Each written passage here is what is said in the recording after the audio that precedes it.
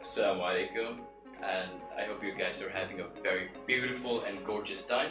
I'm Abdullah Muhammad, and welcome to our podcast. This is actually our first podcast, and the title of our podcast is we have a very cool title. It's called Chapters of a Lifetime, and this podcast is by Malaysian Research Institute on Aging, aka MyAgeing at University of Malaysia. Now, the objective of this podcast is basically we want to bring out a lot of senior citizens who have a lot of knowledge, experience, and depth of knowledge to share with us, with the younger audience, so we will learn from them. So I'm very, very happy we have our first guest. I'm very happy. I was talking with her outside the podcast to get to know her. It was actually very cool. Her name is Datin Azlaily Abdurrahman, and for those who don't know her, she was the Deputy CEO of PERKESO, and for 21 years, I believe, right? For 21 years. And not only that, she was for 12 years as a Senior Federal Counsel at Attorney General Chambers. Wow, that's a lot of experience to bring in. 21 years plus 12 years. So we are actually very happy to have you, actually. As a first guest, we will have a lot of things to discuss, from your advice to the younger generation, to your core value, to if you want to advise your younger self. Oh my god, we have a lot of things right now actually to talk about. So let's get started. Alright, let's go. Cherita, MyAgeing. So looking back at your journey, right? 21 years, that's a long time, right? So what's one of the most turning point or challenging moment that shaped who you are right now? Failure. Yeah, I was actually was with the Attorney General Chambers for 12 years, but at the same time, I was 25 years old.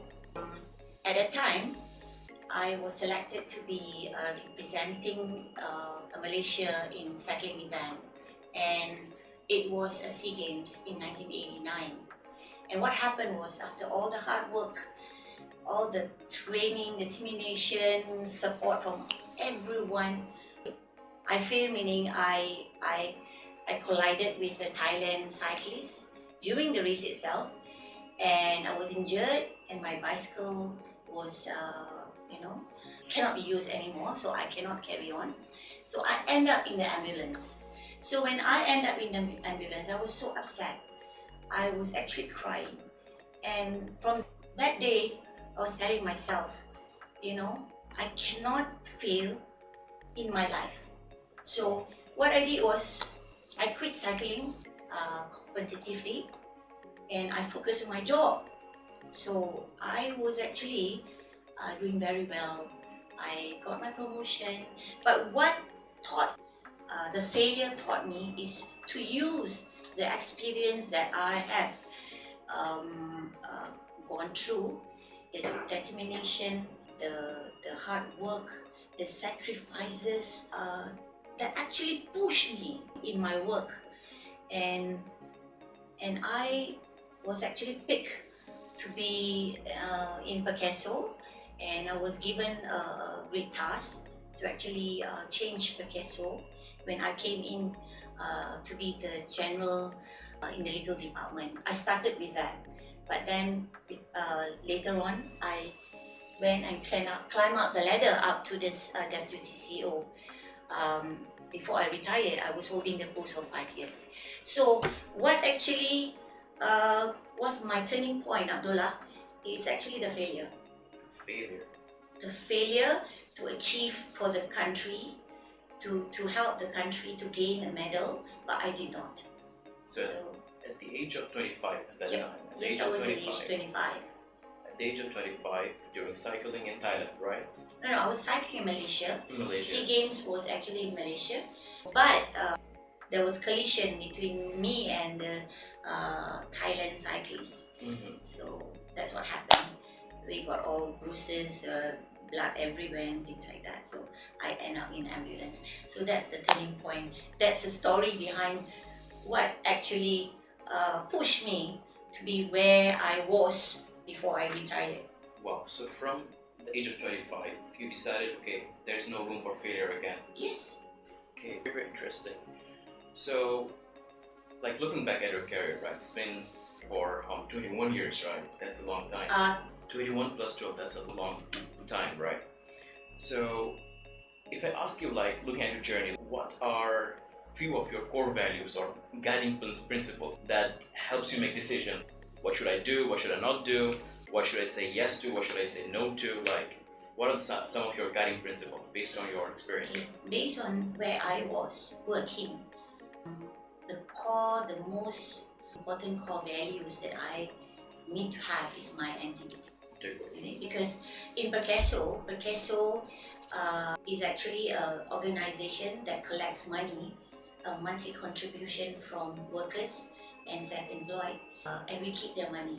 So they entrusted their money for their benefits later if they met with an accident or death.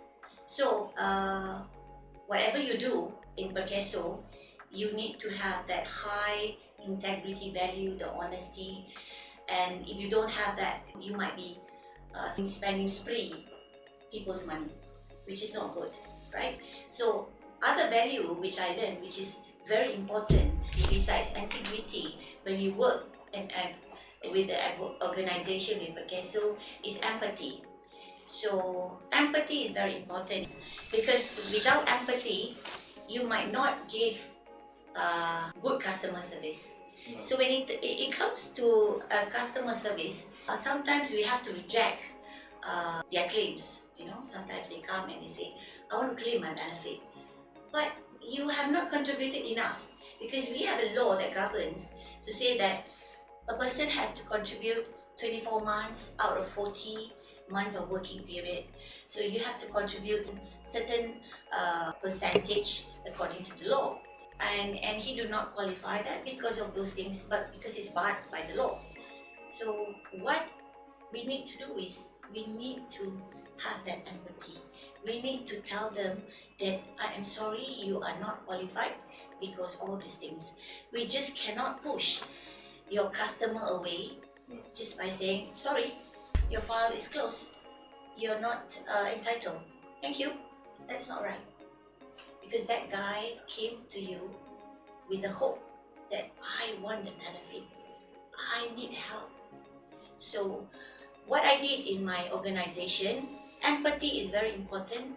I did a lot of customer relationship training where we train our frontliners.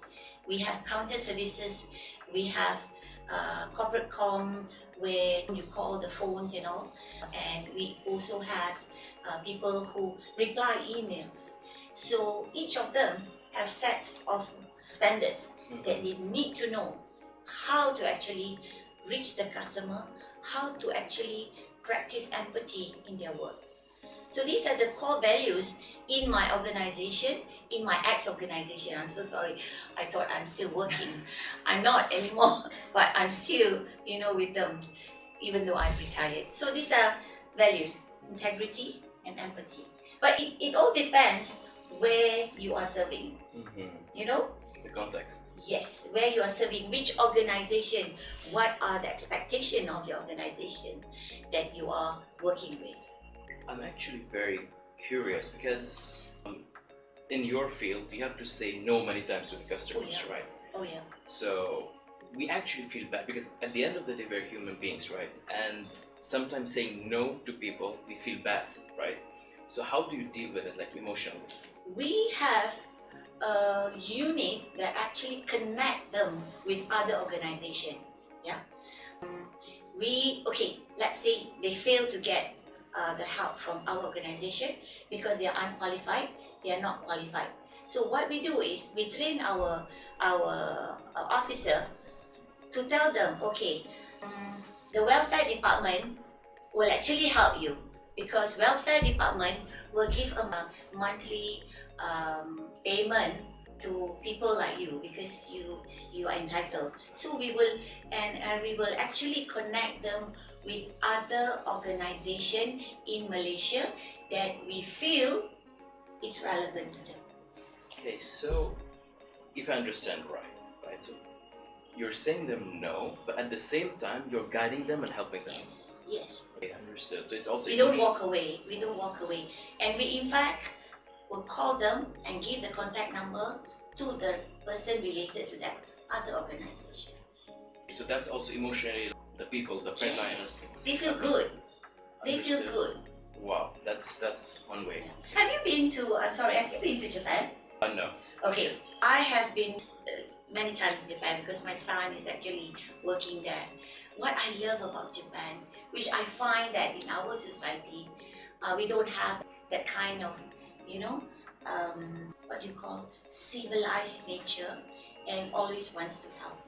If you say that I need some guidance to go to that place, you tell them to that place. But this guy is actually will miss the train if he talks to me, but he doesn't mind. He will actually bring you to the right train, to the right number, to the right station to make sure that you take the right train and to go there. And I have met people in Japan who will do that, the same thing to you. It's a wow. It's a culture there. Yes, it's a culture there. Wow, very, very interesting. Yeah. So in their culture, the empathy is extremely high. Yes. Even though you can't even speak Japanese to them. But normally what I do is I will talk to the young Japanese, because the young Japanese will understand English but they cannot speak. But what we do now, we Google Translate and tell them. So it's so much easier now. So empathy is one of your guiding values. Whenever you talk with people or you make a decision, empathy. At the same time, you want to have integrity with you. So very, very interesting actually. Because empathy, I interviewed before, I talked with many people. Empathy was not one of them actually. So very, very awing me. It's very different. How to say this? The right word? I don't know how to say the right word actually. I'm surprised about the empathy. Okay, all right. Because at the end of the day, we're human beings. Yes. Empathy should be there. Humanity. Yeah. Yeah. So 21 years plus 12 years. That's a experience. That's a lot of experience. So based on this experience which you have, right? Now you are more wiser, more knowledgeable, more experienced. I hope so. If you want to go back 25 years, All right. okay, what would you advise to your younger self? What would you change a little bit? Okay. My 25 years, few decades ago, is so different from now. Those days, we do not have phone, we do not have computer at all. And for your information, when I graduated from University of Malaya, my first 2 weeks as a freshman, there was an orientation week, normal in university. So I miss home so much. I was the youngest in a family of 7, and my mother stays in, my parents are staying in Malacca. So I wanted to reach them. There's no phone. I had to queue at a public phone, and if you don't have coins, sorry, you can't actually call. So I took a bus home. And the journey was, there's no NKVE. There's no NKVE those days. You have to go through Tampin Road. It's an undulating road, and I feel that the driver is actually driving the bus so slow. I feel that I want to drive the bus. I want to go home. Please drive faster. That kind of feeling that you want to be home so much because you miss his home so much. So those are the difference between now and my time. So now actually we have phone. Okay, you want to call your mom? You can just video call. Say hi, mom. How are you?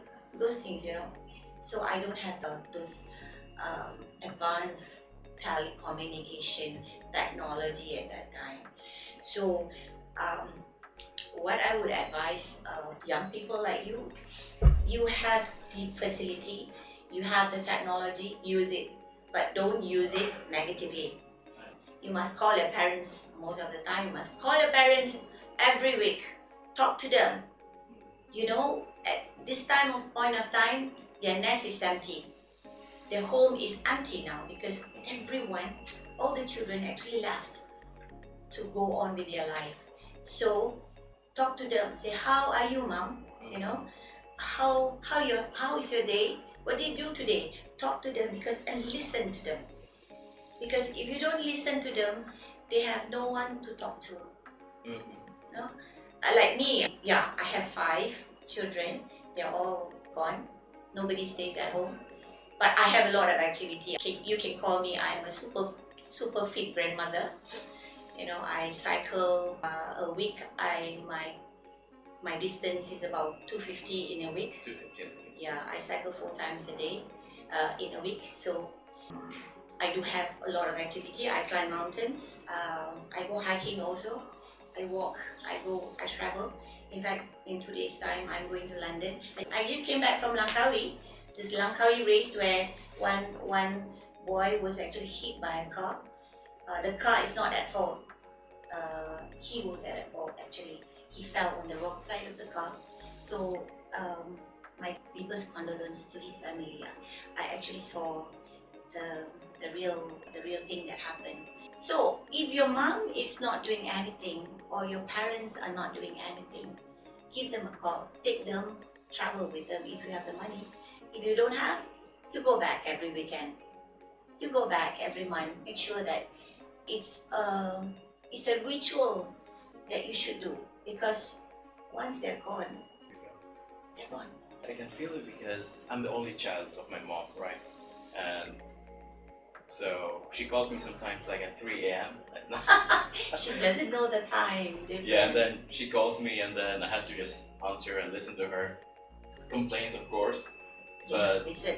I just listen, and since I'm the only child and my parents are divorced, right? But luckily my mom is remarried, but she doesn't have any kids, so maybe right now she has small goats with her, like sheep, and Datin has a pet, you know, around 15 I guess or something right now. So that will keep her occupied. And she actually teaches like around 40 children for free, of course. Oh, that's yeah, good. she teaches them Quran. Oh. So that's one way I told her just to keep busy, or else she'll always think about me. So because she's extremely attached, so I can actually understand where you're coming from. Like, so the core values which you talked about is integrity and empathy, right? Empathy.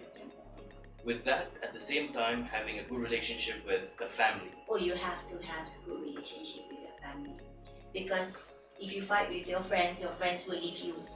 If you fight with your other friends or whoever it is, they will leave you, but not your blood, and not your blood, your family. It will still be with you. So that is the most important values that you have to have since you are young, from 20 plus up to you're old. Okay? Because your mom or your parents will not have, long life to live. And you will regret if you don't spend more time with them. I know you're far, but call now. Technology gives you an advantage. Call them. Post picture. So what I do now, I have 3 grandchildren. I'm just sharing with you all. I don't see them often because they're staying with their parents. But I make sure that the parents send me their photos every day. I bought a phone with 1 terabyte. I don't care. I want to see my children, my grandchildren, how they are today. Oh, today they're going to school, today they're going to daycare. So I see them, and I call them. I call them. Because now traffic, they're staying in Kuala Lumpur, but traffic jam, and the stress that you're facing at home, at work, gives you, do not give you the time to connect with your family. And it helps you mentally, emotionally too, if you have spoken to your family. So these are the things that you need to actually build family connection. So, since many of the audience are very young, so the young people, right after they graduate, Okay. most of us actually, we think of how can we achieve our success, achievement, career, and all these things. So the family for many youngsters like secondary thing. So what do you think about that one? Well, they feel it's secondary because they are actually wanting to achieve something else in their life. Understandable. All of us are like that. I was like that when I was actually working. But you have to actually tell them there are certain part of your life which is so important that you should not forget when you are actually chasing your other life. You must remind yourself. Always remind that yourself. I know you don't have time to call your mom. Your mom calls you at wee hours. But what you do is send photos. Today, mom, I did that. Send photos. Just send photos. Don't say anything. Your mom will be very happy because she will see you on that day. That's enough. Because I'm sharing this because that's how I feel. That's how I feel when I see my grandchildren photos every day from their parents, from my kids. The connection, the family, the human connection between families. Very interesting. So, if you see like from your lens point of view, right? Because you talked about empathy, you talked about integrity, you talked about family connection, right? Having a good time with family. Looking back from your point of view, your lens, right? How did you see Malaysia change from when you started till now? Malaysia has actually transformed over many decades. If you look at our population has grown, our infrastructures, look at the skyscrapers in Kuala Lumpur. I hardly know which building nowadays if I go to Kuala Lumpur because I'm staying in Bangi. And traffic increases tremendously, the jam and all. But to me, in my opinion, our mindset has not actually come to the point that we are a civilized nation yet. We have not reached a point that we can call ourselves a civilized nation. Yeah. Why? Because I feel that if you compare again with Japan, Norway, Finland and all, and if you study why Finland always gain the first position in the most happiest country in the world. So if you compare, why are they so happy in their country and why the rating is so high? So these are the things that we are still lacking, you know. Our civilized society is not up to the standard that, in my opinion, standard compared to other countries. So what happens to us is actually social media has become deeply integrated in our daily lives. Yeah, the impact of mixed negativity and positivity of the social media these days. We have to be careful with that. Yeah. Because if you look at the positive aspect of the social media, it's marvelous, and in terms of enhanced communication, real-time information. Now you can get real-time. I don't watch TV anymore, but I think I actually look at my social media. It's there already, and you have e-commerce and networking, and there's a lot more that the technology has given you. Yeah. So looking at the negativity of social media, you can find that you no longer have physical face-to-face. What we are doing now, we are doing face-to-face relationship talking, and I can see actually your eyes, your face. So and social media will cause cyberbullying. It will cause harassment, and they will cause a lot of fake news, and it actually gives you a bad anxiety, and also addiction. Nowadays we wake up, first thing we'll grab our phone. You get our phone, look at who WhatsApp me today, who actually how many likes I have today. I posted a reel in my Facebook, I posted a reel in my Insta. So these are the things that it changes our attitude. This is what you call today's life. It's so much blended in that I do not know how to take it away. And worst part of it now, we have AI. You are so lucky, student life. I would just my teacher gave me an assignment to see.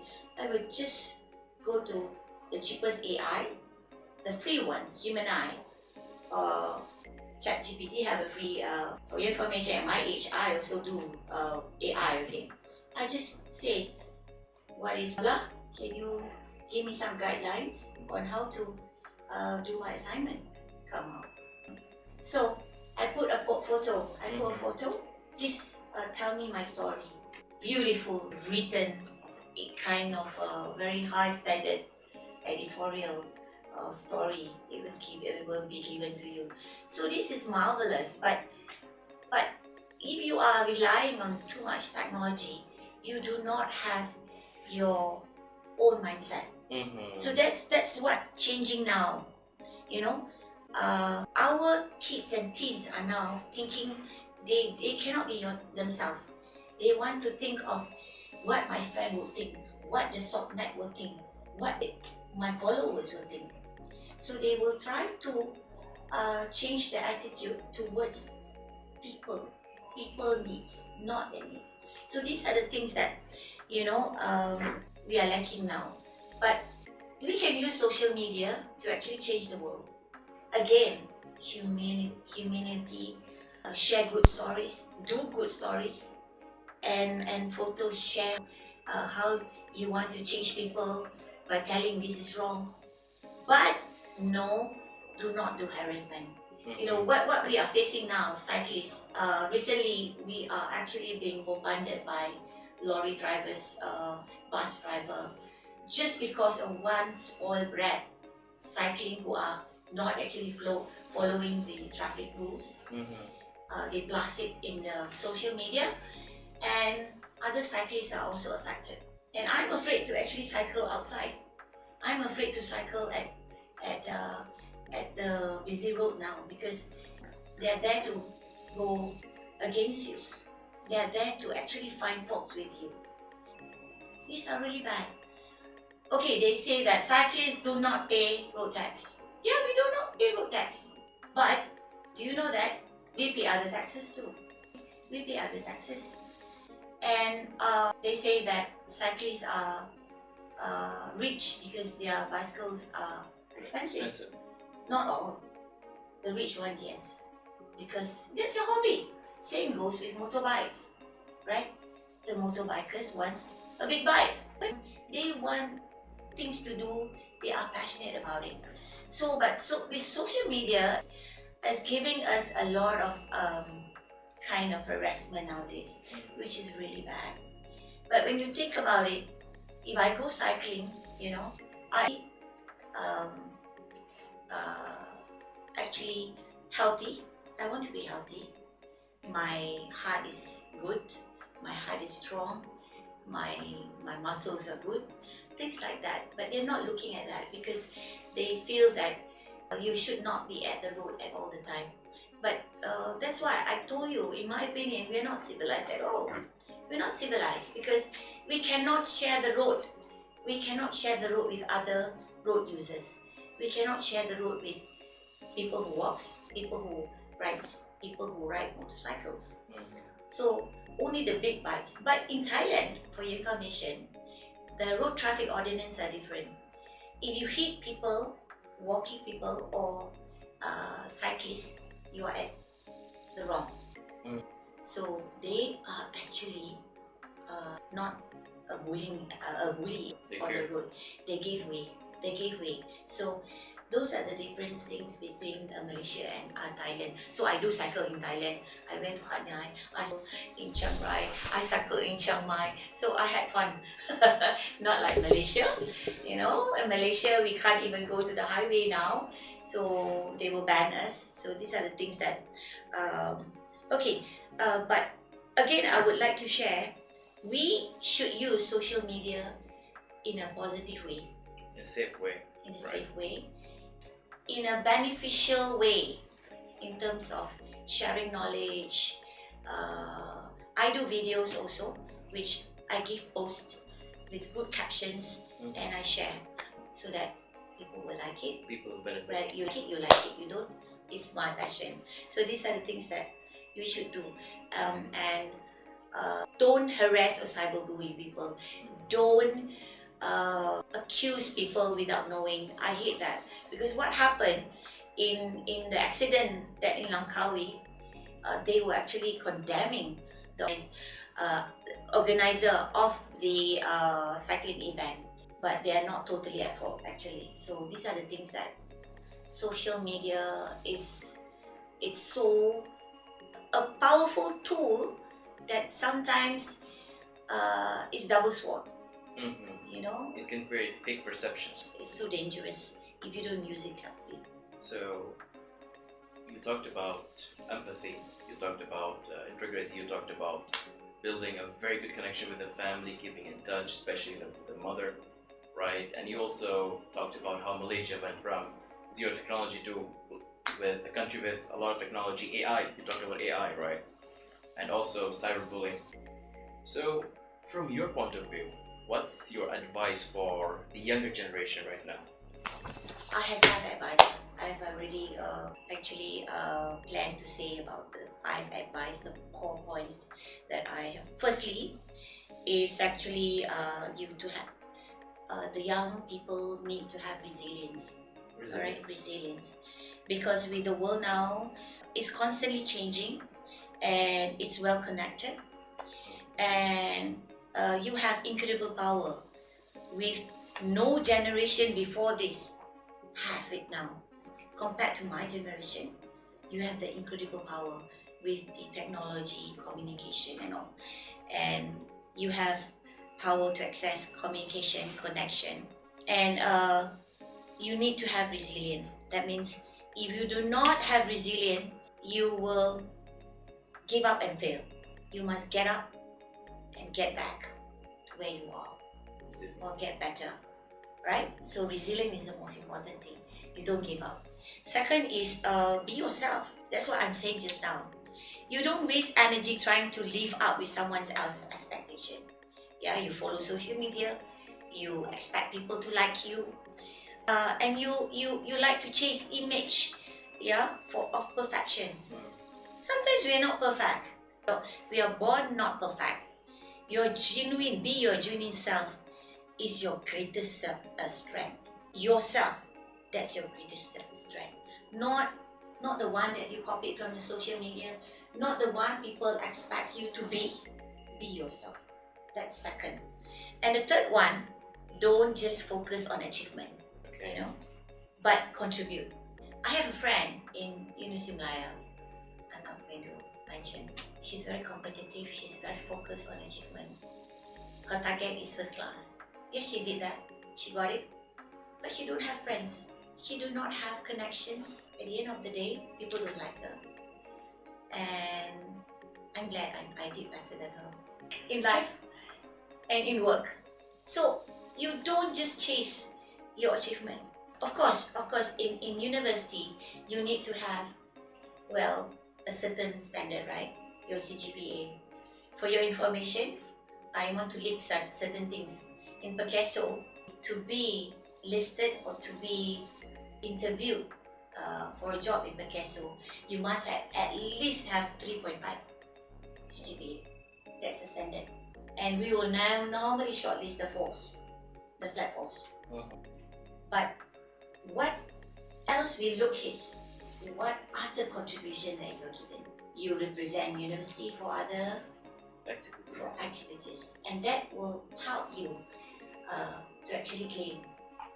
And of course, we do not just look at your CGPA only. So that's very most important thing. Give back, contribute to the world, to society, and because society needs your empathy. All right. Going back to your value. Yes, and society needs your creativity and desire, because young people, their creativeness is different, yeah, compared to people like me, yeah, at my age. Okay, the third one, the fourth one. Okay, sorry. Thank you for actually counting it. Okay, never stop learning. Yeah, you thought that you have a degree in law, but actually, I thought that's it. I can do law, I can do masters and all. But when I joined PERKESO, which is an organization, I was thinking, if I only know law, I will be stuck in that department until I retire. But if I change my perspective I do something else. I do management, I do business, I do administration, I do corporate. I will go up. So that's what I did.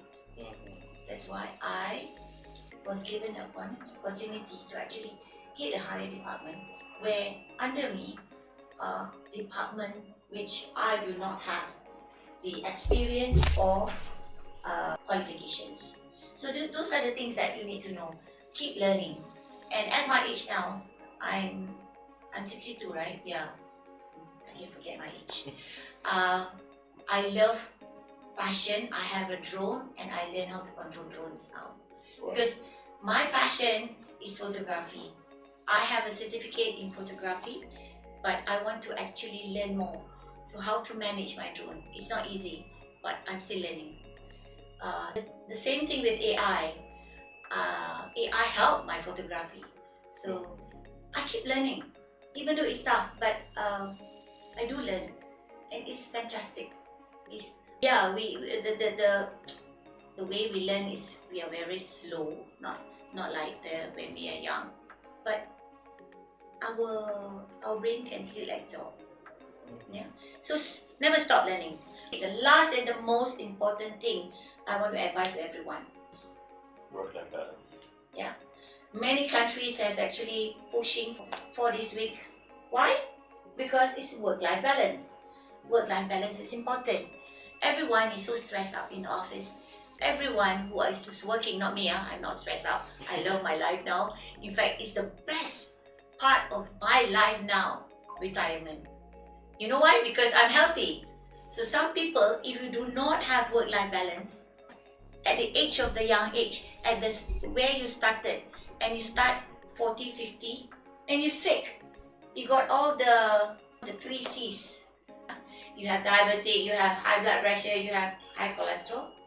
Once you retire, you do not have the energy. You do not have the capacity to enjoy your money. Okay? To enjoy your time. So, work-life balance is very important. My logo in my life is my health is my wealth. Your health is your wealth. If you do not have health, you do not have wealth.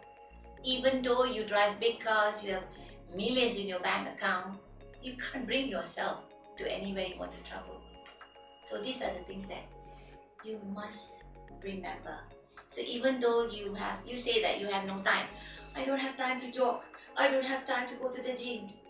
But give yourself 15 minutes, do push-up, do squats, 15 minutes before you go to the toilet and before you go to sleep. That is also exercise. So sometimes you do not have time to run. Wake up early. You wake up early in the morning after subuh. Run or cycle. So that's what I did. I did before I go to work. I wake up at 5 o'clock before subuh. I ride on my static bike. In my organization, I was the one who actually built the gym for them. I told my CEO, I told my board, I need a gym. Because everyone who leaves works at 5 or 6, go to the gym for half an hour before you leave. Because if you go out now, traffic is worse. Because traffic is worse, then you go home, that's it. So that's how it is. My lifestyle has been that way. Resilience, like being yourself, and also the work-life balance, and also to contribute. Actually, there was a research, I forgot where exactly. The research, one of the predictor of like success, they said which people are most successful. They saw that people who contribute to others, they are more successful, because the more they contribute, the more coming back to them, you know, like they're building more connections and all. It's very interesting at the same time. I'm actually contributing today. That's really interesting, actually. So actually, we're at the end of our podcast. So, ladies and gentlemen, we are extremely grateful actually to have our honorable guest for the first podcast, which is actually a trial. Just before the podcast, I was sitting with her outside to get to know each other, and she told me about the cycling and all these things, and oh, that's very cool. We can just add all these things here. So thank you so much, everyone, for being with us and watching. Have a beautiful day, and see you next time.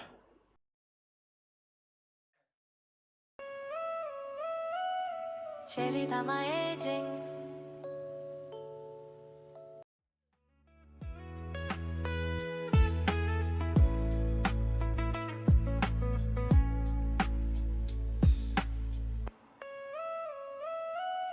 Cherita MyAgeing.